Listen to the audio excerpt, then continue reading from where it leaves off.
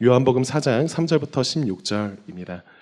오늘 설교가요, 요한복음 4장 그 1절부터 사실 42절까지 내용을 다룰 건데, 오늘 본문은 3절부터 16절까지만 읽도록 하겠습니다.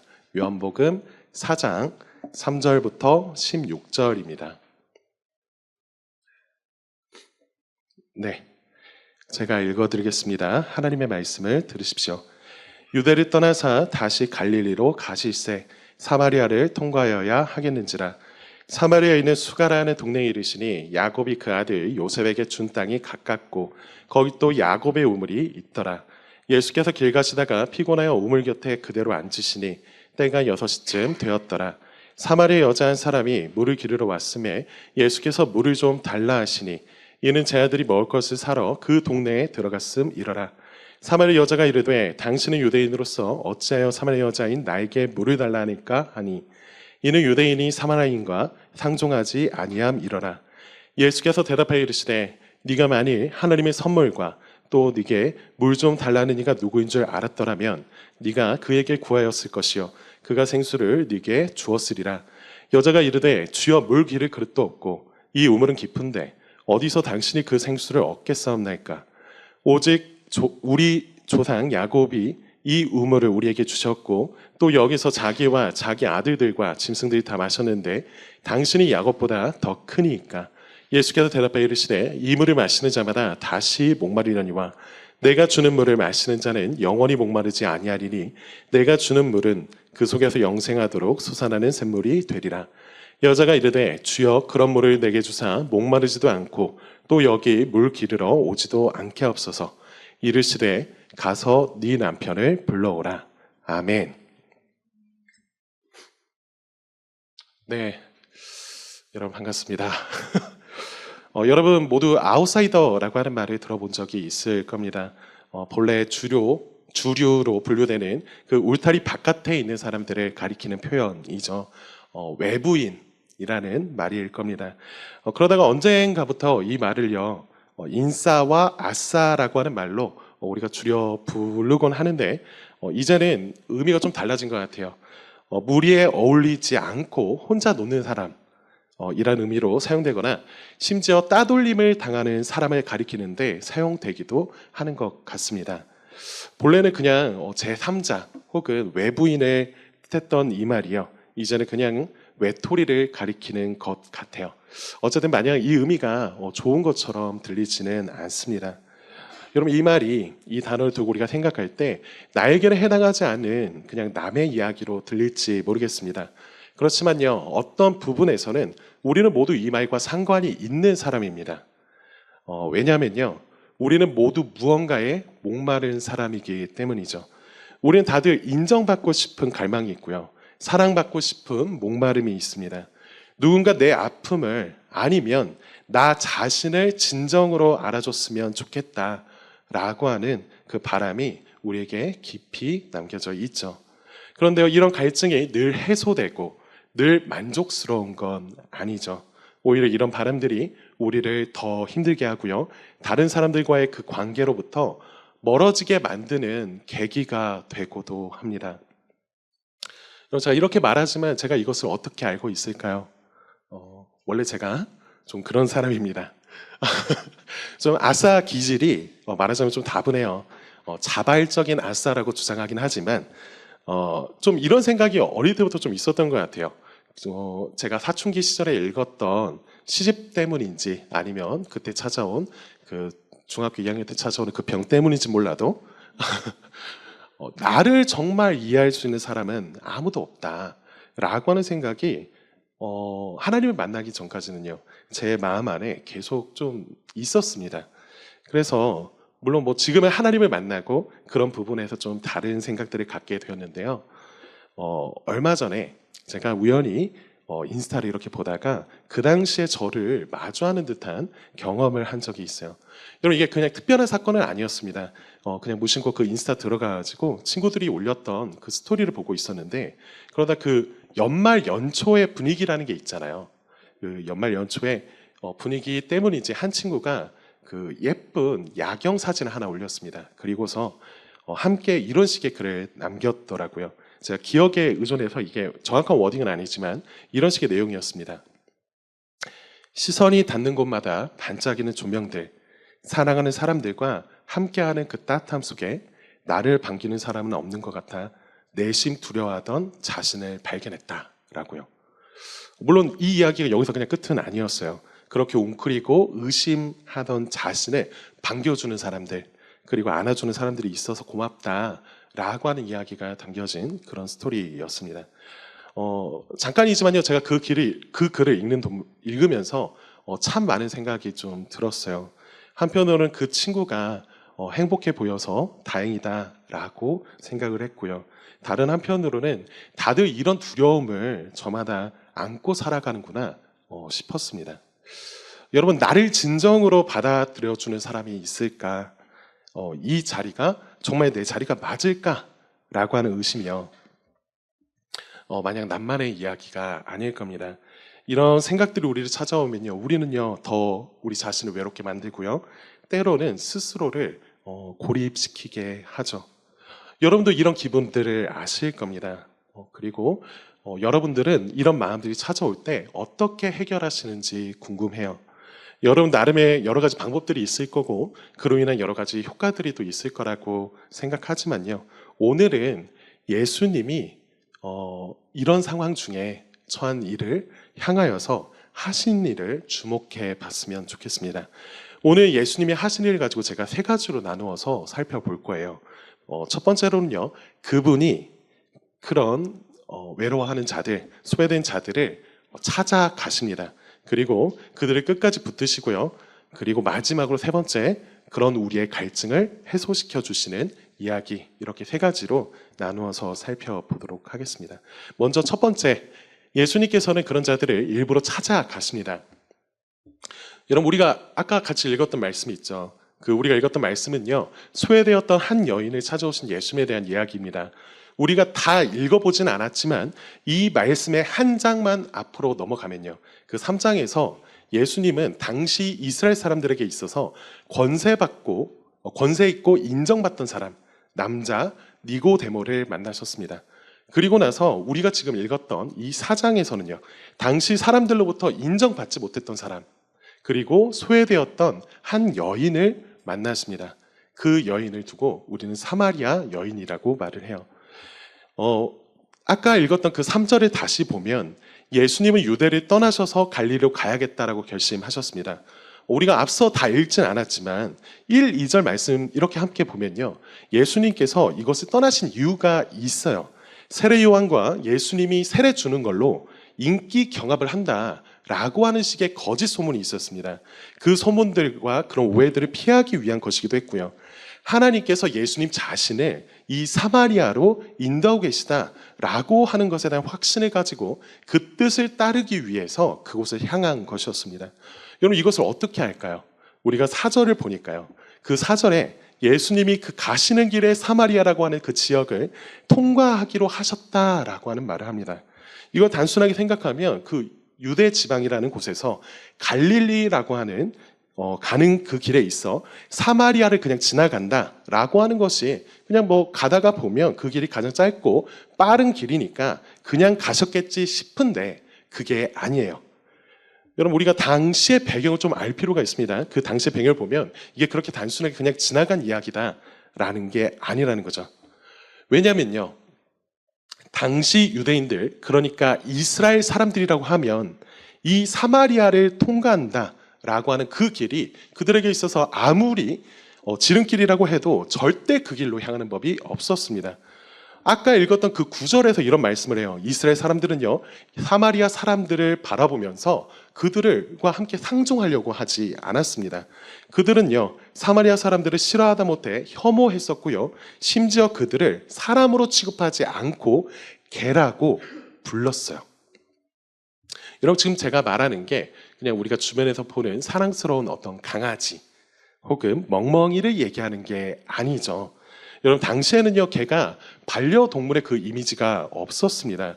당시는요, 개라고 하면 그냥 동네에 이렇게 무리지어서 떠돌아 다니다가 쓰레기를 뒤지고 그것을 먹으면서 사람들을 위협하는 더러운 들개들, 그 들개들을 표현할 때 이 말을 사용했어요. 그러니까 가까이 하면 안 되는 그런 짐승, 그것이 개라고 하는 표현입니다.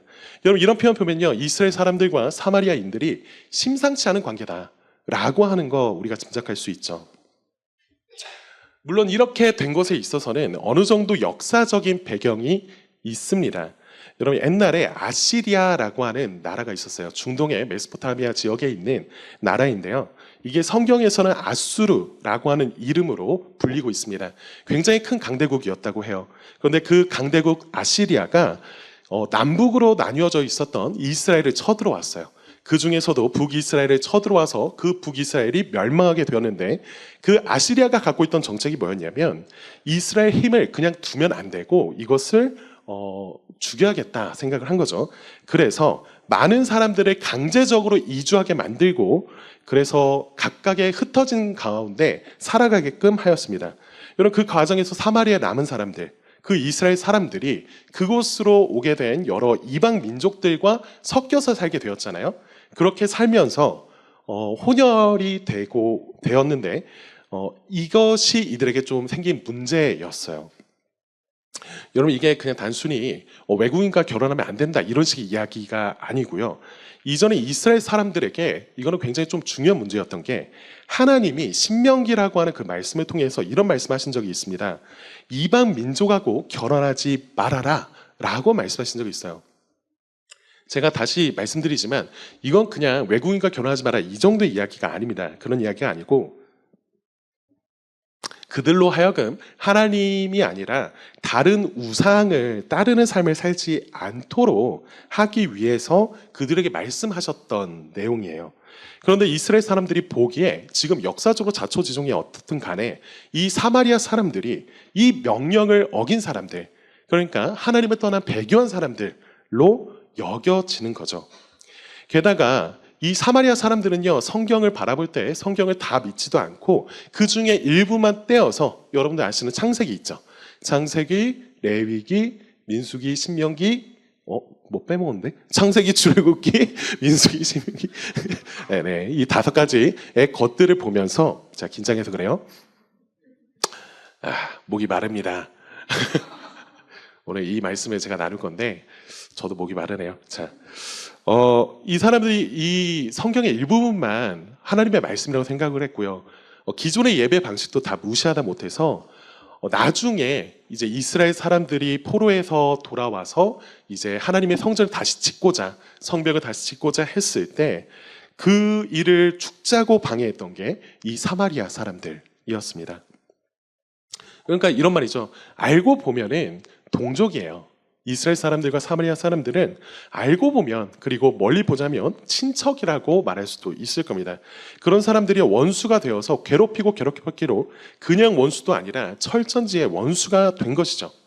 그러니까 이스라엘 사람들은 아무리 가까운 거리라 하더라도 이 사마리아라고 하는 지역 보지 않습니다. 거치지 않아요. 그냥 삥 돌아가는 게 당연한 것이었죠. 그런데 지금 예수님이 어떻게 하고 계시냐라고 하는 게 그 4절에서의 이야기라는 거예요. 우리 3, 4절 말씀을 같이 한번 읽어봤으면 좋겠습니다. 3절과 4절 말씀 함께 읽겠습니다. 시작. 유대를 떠나사 다시 갈릴리로 가실새 사마리아를 통과하여야 하겠는지라. 여러분, 제가 배경을 말씀드렸는데 이 배경을 우리가 알고서 이걸 읽으면요, 조금 다르게 읽을 수 있습니다. 아까 전에 제가 말씀드렸죠. 4절에 사마리아를 통과해야 하겠다 라고 하는 이 말씀이 그냥 누구라도 당연히 가야 되는 길을 그냥 예수님이 가시겠다라고 말씀하시는 것이 아니고요. 예수님이 굳은 의지를 가지고서 나는 이곳 꼭 지나가야겠다, 나는 일부러 거기를 굳이 가야겠다라고 결심하신 거라는 것을 우리가 알 수 있는 거예요. 여러분, 예수님이요, 지금 난 여기 무조건 가야 된다 라고 말씀하실 때, 여러분, 그를 따르던 자들, 제자들이 어떤 사람들입니까? 그들 출신이 뭐예요? 이스라엘 사람들이에요. 그러니까 이스라엘 사람들, 유대인들이잖아요. 그러면 제자들이 예수님의 이 말을 들을 때 어떤 생각과 어떤 반응들을 할까요? 생각해 보면요, 저라도 그럴 것 같아요. 적어도 이들이 예수님 보면서 예수님 하신 말씀 너무나 지당한 말씀입니다, 우리 얼른 갑시다 라고 말한 자들 하나도 없었을 겁니다. 그보다는요, 이렇게 말했겠죠. 예수님 무슨 말씀이십니까? 아니, 뭐 무슨 사마리아를 간다고 말씀하십니까? 안 됩니다. 갈 수 없습니다. 라고 말하면서 예수님 바짓가랑이 붙잡고 안 된다 싶어서 들어눕고 싶었던 제자들도 있었을 겁니다.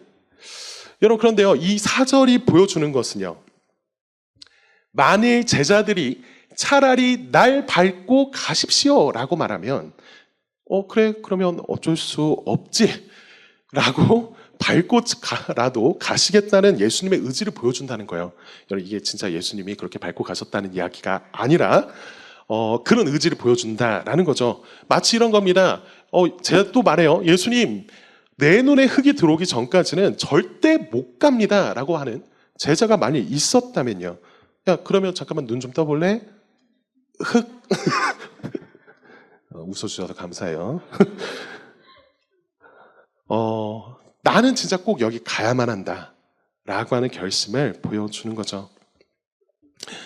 여러분, 이게요, 예수님이 진짜 그러셨다는 이야기가 아니라 예수님의 마음이요, 그 정도로 누구도 막을 수도 없고 바꿀 수도 없는 의지를 가지고서 그곳 사마리아를 향하셨다라는 겁니다. 여러분, 이것만 해도 제자들이 엄청 못마땅했을 거예요. 차마 그들이 제자니까 내색은 못했어도요, 많이 힘들었을 겁니다. 그런데요, 더 큰 일이 벌어지죠. 그게 5절과 6절 말씀인데요, 제가 읽어드리겠습니다. 사마리아에 있는 수가라 하는 동네에 이르시니 야곱이 그 아들 요셉에게 준 땅이 가깝고 거기 또 야곱의 우물이 있더라. 예수께서 길을 가시다가 피곤하여 우물 곁에 그대로 앉으시니 때가 6시쯤 되었더라. 자, 예수님과 제자들이 그래서 사마리아로 결국 갔죠. 갔긴 갔는데 수가라고 하는 그 이름의 동네에 그 우물가에 이르렀다라고 합니다. 그리고 그때가 언제라고 지금 성경이 말하고 있냐면 6시쯤 되었다라고 말을 하죠. 여러분, 우리가 시간을 이렇게 셀 때요, 우리는 보통 자정, 그 0시가 되는 그때를 우리가 시작이라고 이렇게 생각을 하잖아요. 그런데 이스라엘 사람들은 새벽 6시, 그러니까 동틀 때 그때를 두고서 0시라고 부른대요.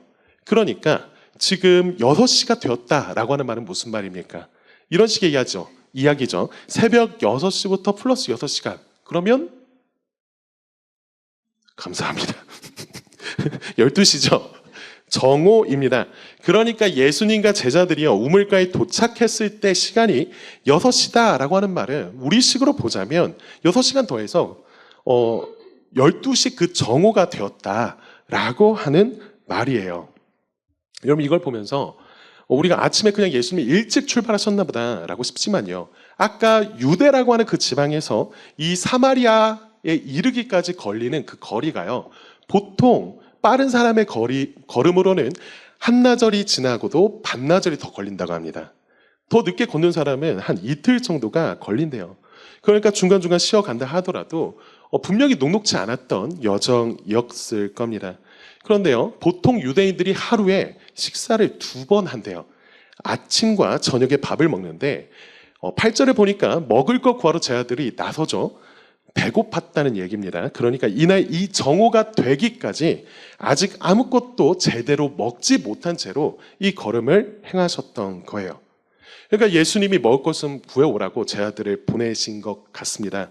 제자들 입장에서는 배고픈 것도 배고픈 거지만요, 예수님부터 이 얘기 들었을 때 진짜 싫었을 겁니다. 왜일까요? 이 동네에, 이 마을이 사마리아예요.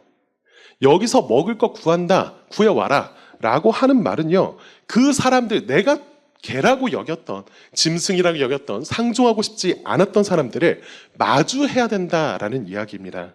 여러분, 이틀을 걸어왔어요. 이틀 걸어왔는데 먹을 것 구하겠다고 다시 유대로 돌아간다? 이거 말도 안 되는 이야기잖아요.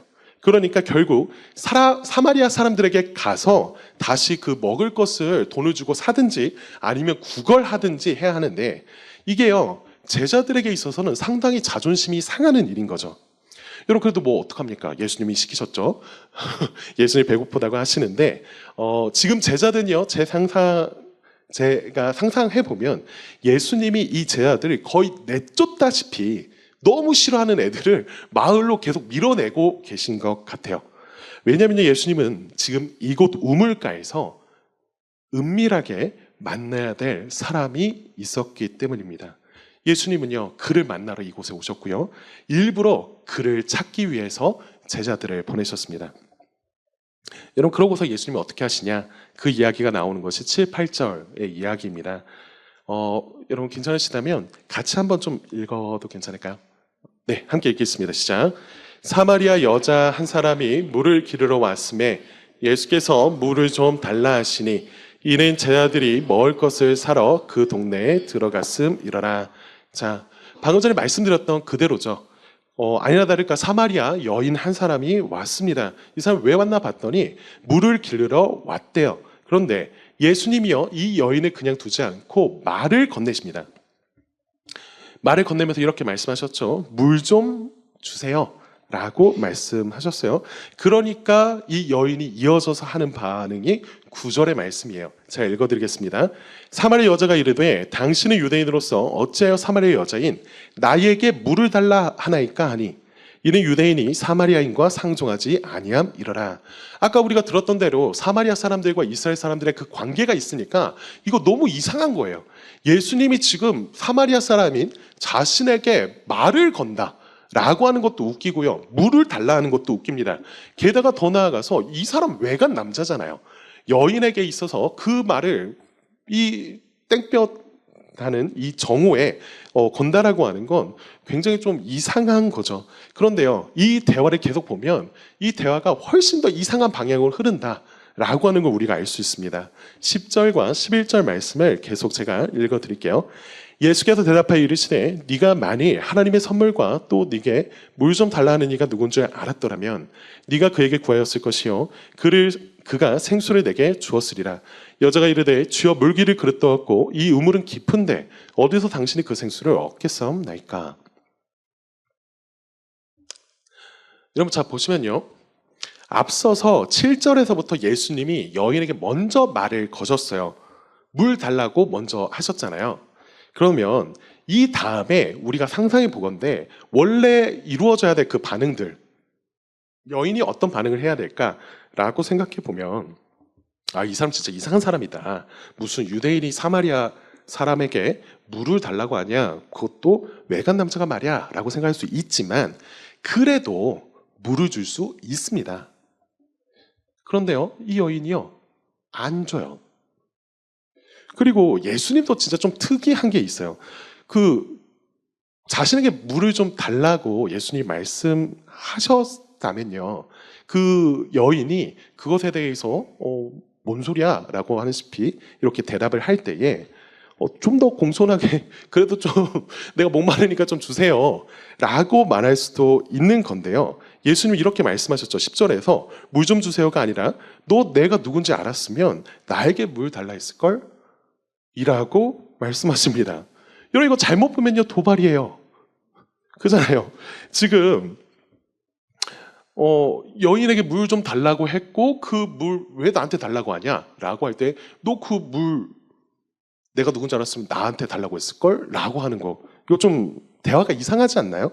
여러분 그러니까 여자가 11절에서 뭐라고 말해요? 이 대화도 지금 이상합니다. 이렇게 말합니다. 너님은 그릇도 없으면서 무슨 나한테 물을 달라고 하냐? 라고 하는 이야기를 합니다. 여러분 이 티키타카를 이해하셔야 돼요. 예수님의 말씀에 지금 콧방귀 치면서 얘기하고 있는 게 이 여인의 반응인 거죠. 여러분 가만 보면 이 사람 진짜 이상하다, 개념 없네.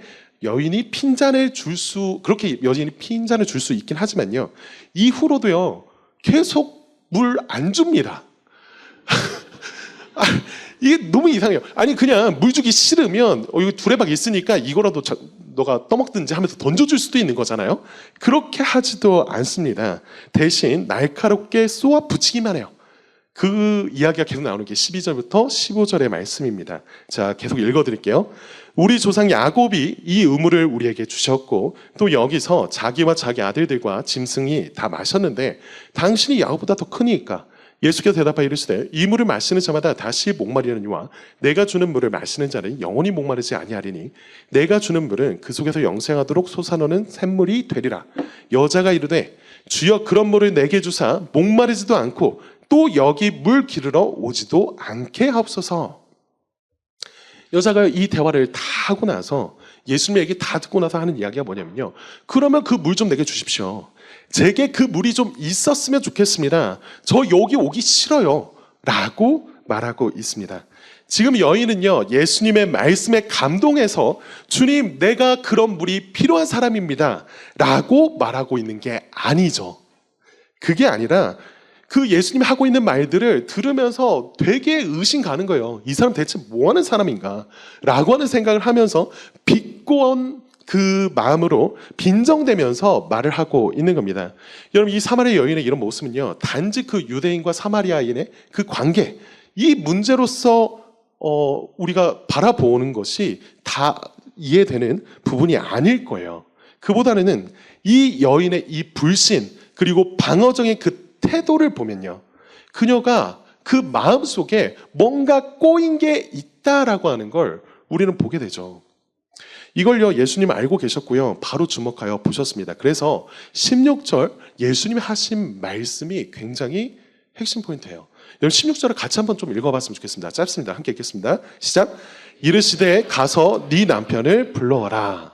자, 여러분, 티키타카 했어요. 이 대화의 끝에 예수님이 핵심을 찌르시는데, 원래 이 대화의 시작이 물 좀 달라 라고 하는 거였죠. 그런데 이번에는요, 뭐라고 말씀하세요? 네 남편 좀 불러와 라고 말씀하십니다.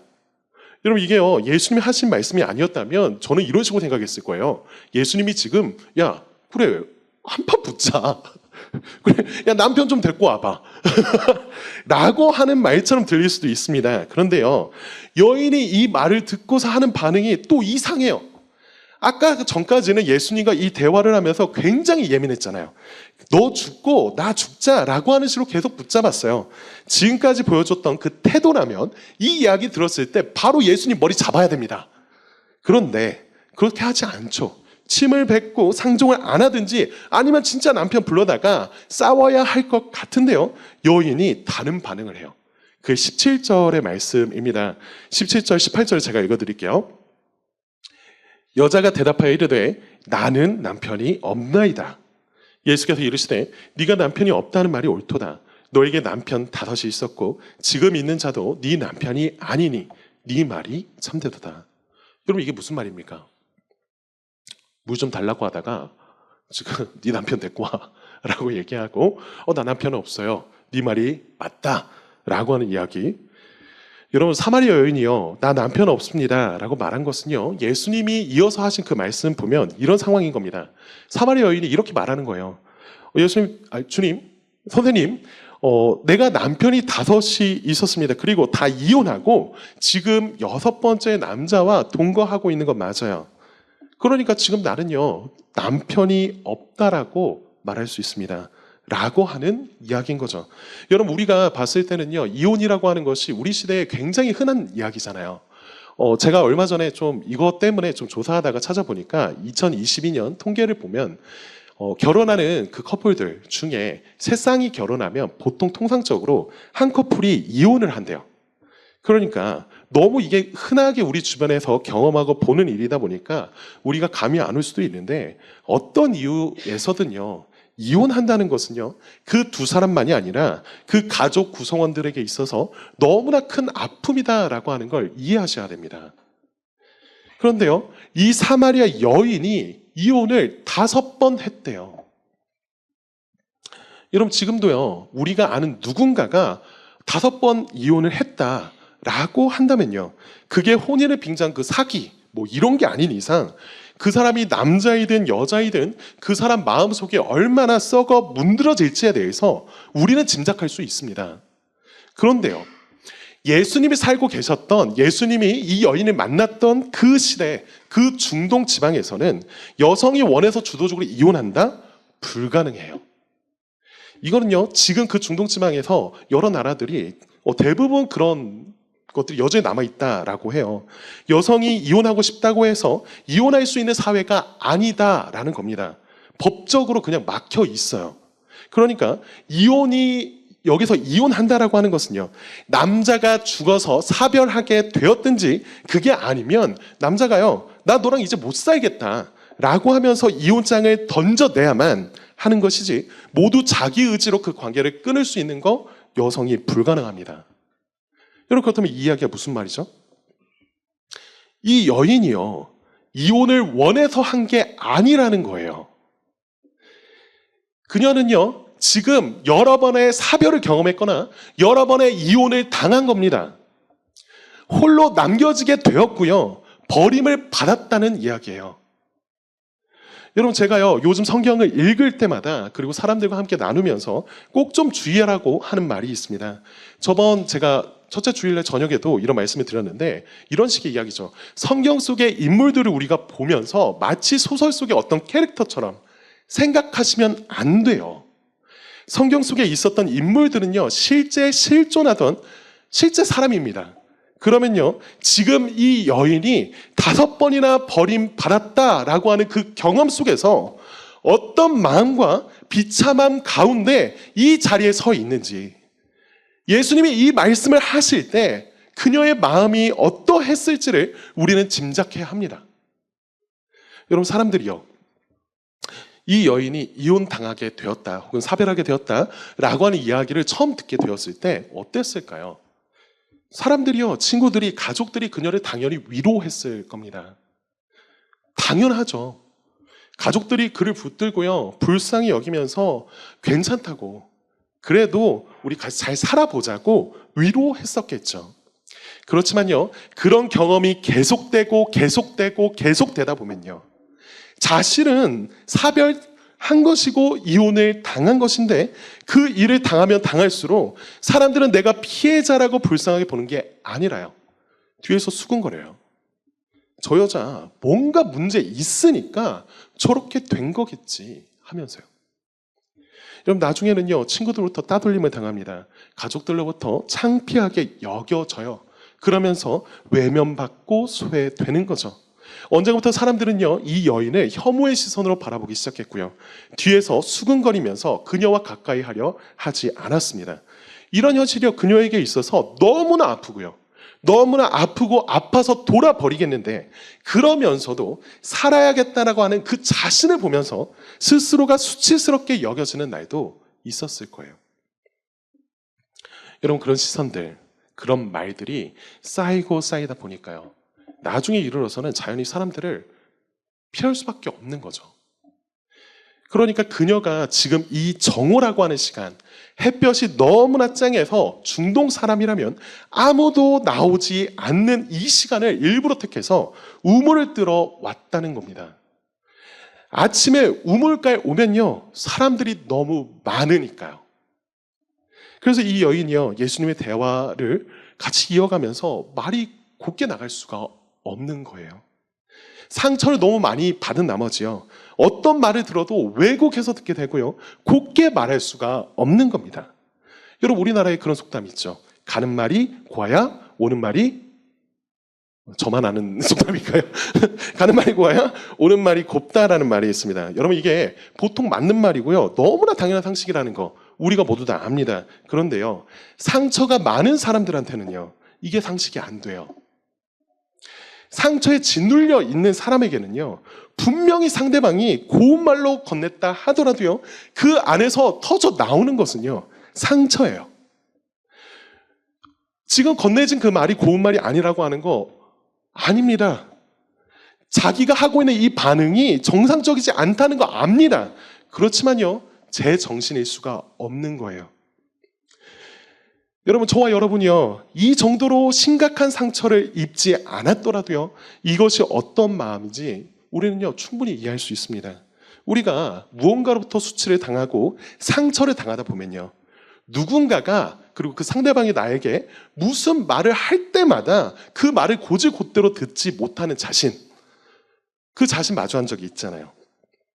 혹여나 이 사람이 내 수치를 보고 그것 때문에 이 말을 하는 게 아닐까? 혹여나 내가 가지고 있는 그 상처와 부끄러움을 남들이 다 알아보고 들키게 될까 봐요, 노심초사하면서 계속이 내 생각만 하고 듣게 되는 거.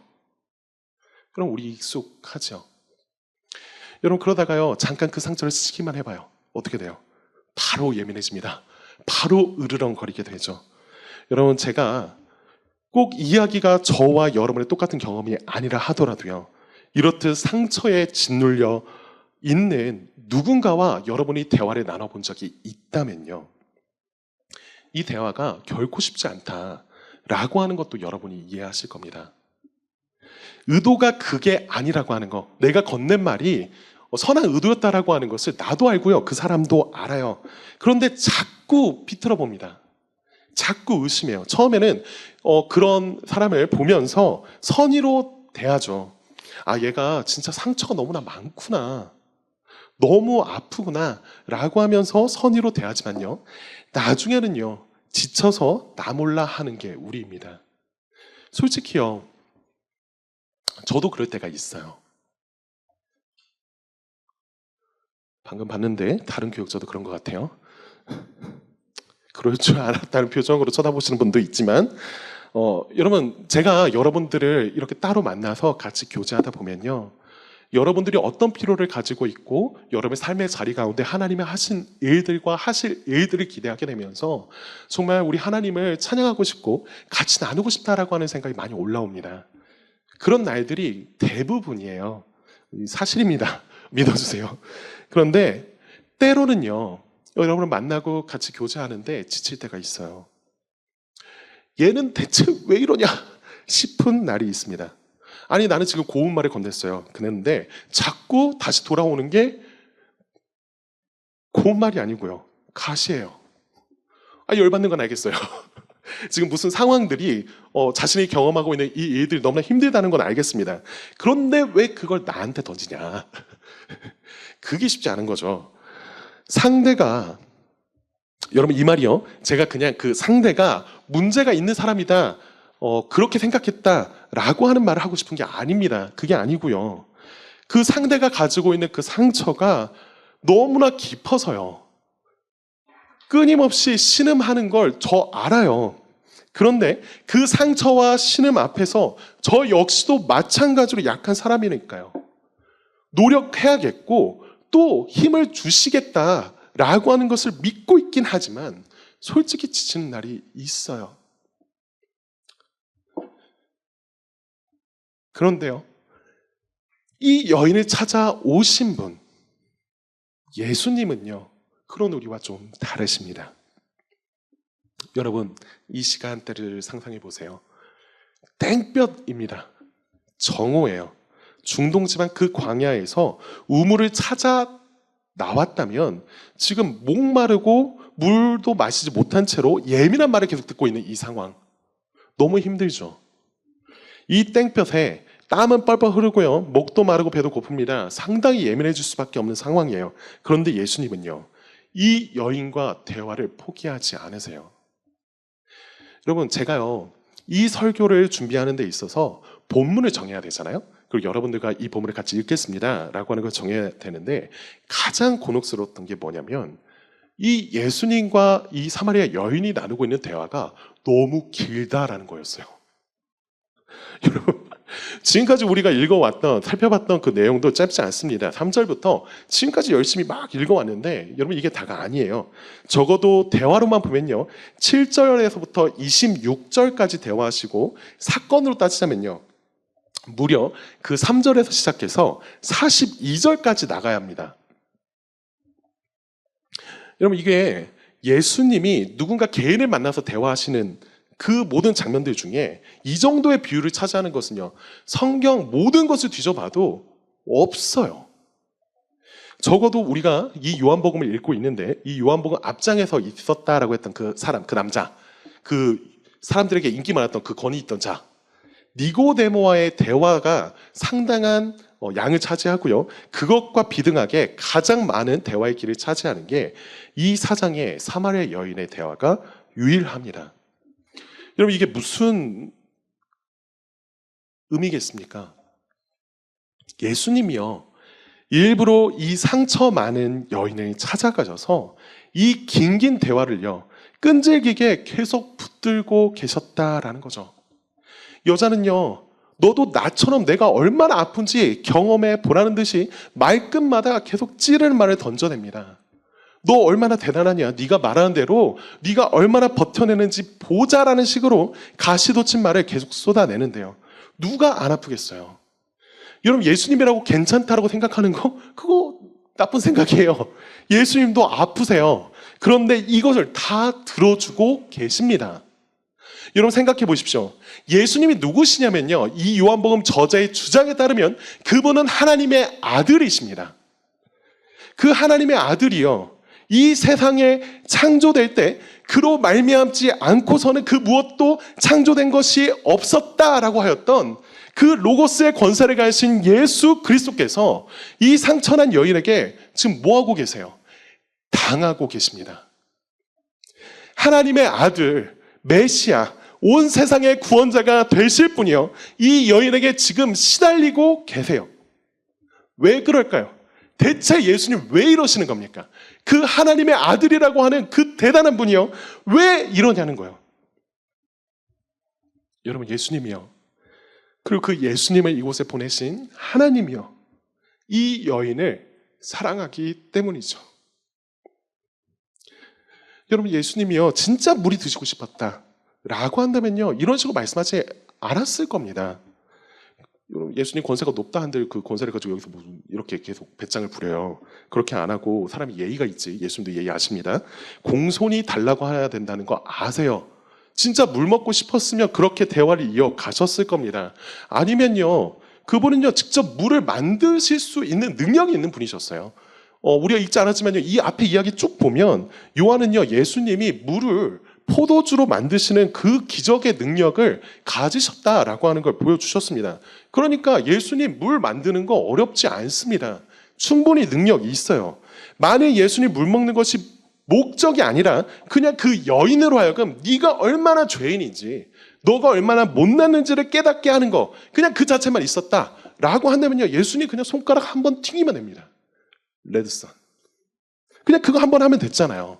그거 한번 하면 그 사람이 지금껏 경험해왔고 그 사람이 해왔던 그 더러운 것들이 다 보였을 겁니다. 그런데요, 예수님은 그렇게 하지 않으시죠. 예수님은요 그렇게 하지 않으시고 도리어 자신이 당하시기로 결정하십니다. 왜 그럴까요? 우리 주님이요 이 여인을 사랑하시기 때문입니다. 예수님은요 지금 이곳 이 자리에 우연히 그냥 어쩌다가 이 여인을 만난 게 아닙니다. 단지 목이 말라서 물 좀 달라고 하신 게 아니라요, 일부러 이곳 사마리아 우물가에 볕이 쨍한 이 정오의 때에 꼭 이 여인을 내가 만나야겠다 싶어서 오신 거예요. 누구보다도 그녀의 목마름을 아셨던 하나님이요 예수님으로 하여금 이 목마른 시간에 목마름을 해소하기 위한 이 우물가의 장소에서 그녀를 만나게끔 하셨어요. 그로 인해서 예수님은요 제 아들 다 내쫓고 아무도 가까이 하지 않던 이 여인에게 다가가셔서 말을 거시고 그의 쏟아내는 얘기를 다 받아주신 거죠. 그럼 제가요 이 말씀을 함께 나누면서요 여러분들에게 꼭 전해주고 싶은 말이 있습니다. 그게 뭐냐면요 이런 거예요. 여러분, 세상은요 여러분의 상처를 다 받아주지 않습니다. 잠시간은 받아줘요. 자기가 견딜 수 있을 만큼은 받아줍니다. 자신이 여전히 나을 수 있을 만큼이요. 그렇게 여러분의 아픔과 고통을요 세상은요 다 알아주지 못합니다. 여러분, 이 말이 교회라고 아주 다르다라고 하는 말은 아니에요. 솔직히 우리 조장님들도 그렇고요, 여러분들을 아끼는 우리 여러 목회자들도 다 그렇죠. 지금은 뭐 죽고 못 살 것 같은 남자친구, 여자친구, 혹은 뭐 심지어 결혼한 배우자도요 그렇습니다. 여기 뭐 제가 알기로는 앞으로 결혼할 커플이 있는 걸로 알고 있는데 환상님께서 죄송하고요. 당연히 내 마음을 다 알아줘야 될 것 같은 사람들이 있잖아요. 그래야 할 것 같은 사람들이요 정작 내 깊은 마음의 상처를 다 알지 못합니다. 여러분, 그게 우리고요 인간이죠. 그런데 우리 예수 그리스도는 다르십니다. 그분은요 우리가 무엇 때문에 아파하는지 진정 아실 뿐 아니라 그 본질을 다 아시면서도 거절하지 않고 끝까지 받아주세요. 여러분의 마음에서 쏟아내는 그것이요 너무나 부적절하고 더럽다고 하더라도요 그것이 예수님 자신을 얼마나 아프게 만들고 괴롭게 할지라도요, 온전히 받아주세요. 그러니까요, 여러분, 우리는요, 이 예수님께로 나아가야 합니다. 그분께 쏟아내야 해요. 이게 주님과 우리가 만나는 자리, 이 예배의 자리에서 이루어져야 되는 일입니다. 여러분, 예수님께서는요, 저와 여러분 같은 죄인을 받으시기 위해서, 우리의 죄와 상처에서 구원하시기 위해서 일부러 이 땅 가운데 오셨고요. 이와 같은 말씀을 우리에게 전해주시고자 지금 이 여인을 만나신 거예요. 그리스도께서는 우리의 죄가 그를 십자가에 못 박고 살을 찢기게 하며 피 흘리게 하기까지 하는데도요, 그 십자가의 자리를 끝까지 견디셨습니다. 더 이상 사랑받는 하나님의 아들이 아니라 죄인의 개수로서 외면받고 조롱당하며 수치를 입으시는데도요, 저와 여러분이 당신은 이런 고통 모르잖아요 라고 하면서 가시돋친 말들을 끊임없이 쏟아내는 그 자리에서조차도요, 그럼 우리의 연약함에 우리의 죄를 다 하시고 다 자기의 것 삼으셔서 그 자리에 계셨습니다. 그렇기에 그분이야말로 저와 여러분의 모든 것들을 받아주실 수 있는 분이십니다. 우리의 수치를 진정 공감할 뿐 아니라 그 수치로부터 건져낼 수 있는 하나님이세요. 그분이 저와 여러분의 목마름을 해소시킬 수 있는 생수이시고 마르지 않는 샘물이 되십니다. 여러분, 마지막이에요. 여러분, 말씀 한 구절만 이렇게 읽어드리고 같이 마무리했으면 좋겠는데요. 요한복음 19장 28절에 있는 말씀을 읽어드리겠습니다. 이것은요, 예수님이 죽으시기 전에 그 십자가 위에 달리셔서 그분이 외치셨던 말씀입니다. 요한복음 19장 28절입니다.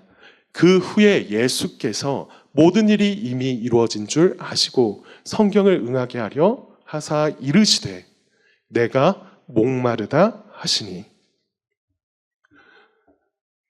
여러분, 예수님께서요, 십자가에서 외면 받으셨기에 우리는 외면 받지 않습니다. 예수님께서 십자가에서 미움을 받으셨기에 저와 여러분은요, 이제 사랑받을 수 있게 되었어요. 십자가 위에서 그리스도가 목말라 죽으셨기에 저와 여러분은요, 영원히 목마르지 않는 물을 마실 수 있게 되었습니다. 여러분, 그리스도의 피 흘리심이 단지 저와 여러분의 상처를 그냥 지금 덮고 넘어가자는 게 아니고요, 우리의 가진 모든 수치를 새롭게 하고자 그 자리에 서셨습니다. 다시 관계로 나아가게 하시고 다시 우리로 소속되게 하시고 진짜 만족이라고 하는 것이 무엇인지 깨닫게 하시기 위해서요. 그럼 우리가 다 읽지 않았지만요, 사마리아 여인이 이 예수 그리스도를 만나고 나서, 그리고 그분이야말로 우리가 기다려왔던 그 메시아이시다라고 하는 것을 깨닫게 되니까요, 그분이야말로 나의 갈증을 해결하고 내 수치를 받아주시는 분이시다라고 하는 걸 깨닫게 되었을 때 그녀의 반응이 어떠했는지를 주목해야 합니다. 그녀가요, 예수님의 사랑 경험하고 나니까 그래도 먹고 살겠다고 이 땡볕 우물가에 지긋지긋하게 물들어 왔는데 그 물동이 던져버리고요, 마을로 달려갑니다. 여러분, 이건요, 그녀에게 전혀 상상할 수 없었던 일이에요. 다른 사람이 보기에도 그렇고요, 자기가 자신을 볼 때에도 상상할 수 없었던 일입니다. 왜요? 그는요, 어떤 사람도 마주치고 싶지 않았던 사람이에요. 그렇지만 지금 그녀가 이제는 더 이상 사람들의 시선을 두려워하지 않습니다. 한낮에 마을 속으로 뛰어 들어가면서 사람들을 찾아 나서는 자신의 모습을 보며 사람들이 뭐라고 수군수군 된다 하더라도요, 그것은 그녀에게 더 이상 수치가 되지 않습니다. 왜요? 지금 자기는 이제 기쁘게 되었거든요. 자기가 다른 사람에게 어떻게 보이건 상관없이 사람들에게 예수님을 전하고 예수님께로 초대하고 싶은 사람이 되어 버렸거든요. 진짜 자유와 용기를 자신을 받아주시는 그분 앞에서 얻게 된 것이죠. 여러분, 이 모든 것이 그녀에게만 아니라 지금 우리에게도 가능한 일입니다. 어떻게 우리가 이 모든 경험을 할 수 있을까요? 여러분, 예수 그리스도를 보십시오. 그분이요, 오늘도 이 말씀을 가지고 저와 여러분을 찾아오셨습니다. 그분은요, 우리가 가진 가시들을요 피하지 않으세요. 여러분 그분께 쏟아 놓으십시오. 그분께로 오십시오. 그분께 우리가 바라던 모든 것이 있습니다. 그분이 저와 여러분의 모든 수치를 덮으시고 회복시키시며 모든 갈증에 만족이 되어 주실 겁니다. 우리 같이 찬양하고 기도했으면 좋겠습니다.